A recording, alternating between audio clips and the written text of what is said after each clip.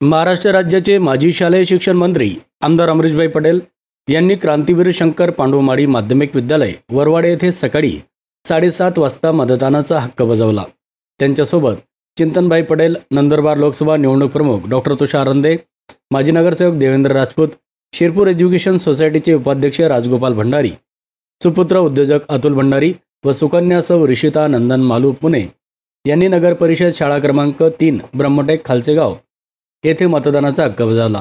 तर माजी नगराध्यक्ष सौ जयश्रीबेन अमरीशभाई पटेल, माजी नगराध्यक्ष भूपेशभाई पटेल, श्रीमती केतकीबेन मुकेशभाई पटेल यांनी क्रांतीवीर शंकर पांडुमाडी माध्यमिक विद्यालय वरवाडे येथे मतदानाचा हक्क बजावला। तर आमदार काशीराम पावरा यांनी त्यांच्या गावी मतदानाचा हक्क बजावला।